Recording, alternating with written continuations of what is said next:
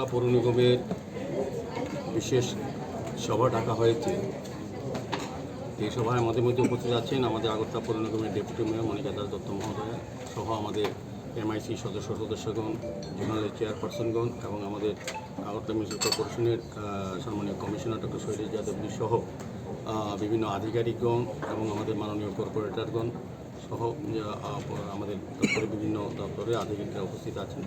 তো আজকে দুটি বিষয় নিয়ে মেইন আলোচনা রাখা হয়েছে। একটা হচ্ছে সেবাহী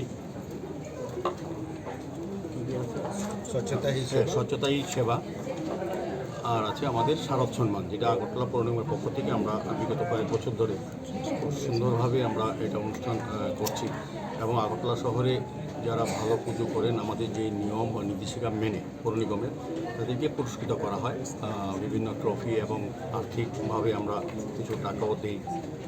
তো এবারও আমরা শারদ সম্মান করব, সেই বিষয়ে আজকে আলোচনা হবে, একটা কমিটি করা হবে এবং জাজ কমিটি তৈরি করা হবে। তাদের নিরপেক্ষ বিচারের মাধ্যমে যে ক্লাবগুলির নাম উঠেছে তাদেরকে আমরা পুরস্কৃত করবো। তো মেনলি হচ্ছে স্বচ্ছতা সেবা, এটাকে নিয়ে আমাদের সারা দেশে সঙ্গে আমাদের রাজ্য বিভিন্ন দপ্তরে এবং পৌর নিগমে আমাদের কাজ চলছে। এই অনুষ্ঠান পালন করা হচ্ছে 17 সেপ্টেম্বর মাননীয় প্রধানমন্ত্রী যশস্বী প্রধানমন্ত্রী নরেন্দ্র মোদীর জন্মদিনকে উপলক্ষ করে থেকে 2রা অক্টোবর গান্ধী জয়ন্তী অবধি আমাদের এই পক্ষকালব্যাপী স্বচ্ছতা সেবা এই প্রোগ্রাম নেওয়া হয়েছে।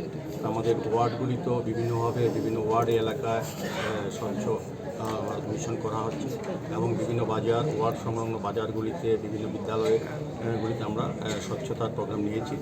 আজকেও ডিটেলস আলোচনা হবে আর কী করা যায়।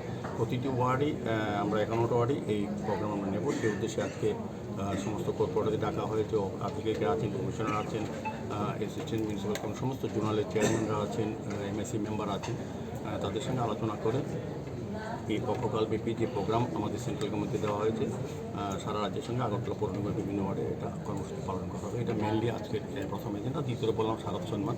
প্রতি বছর আমরা খুব আমাদের পৌর নিগম গঠন হওয়ার পর আমরা নতুনভাবে শারদ সম্মান আমরা করেছি এবং খুব যথেষ্ট ভালোভাবে আমরা করতে পেরেছি সকল সহযোগিতায়। আজকেও ডিটেলস আলোচনা হবে আগামী পুজো শারদীয় উৎসব কীভাবে সুন্দরভাবে করা যায় এবং বিশেষ করে আমাদের আইসিসি থেকে যে কার্নিভালের প্রোগ্রাম নেওয়া হয়েছে তাকে সহযোগিতা করার জন্য আমাদের পৌর নিগম গতবারও করেছি, এবারও আমরা করবো, আজকে আলোচনা হবে।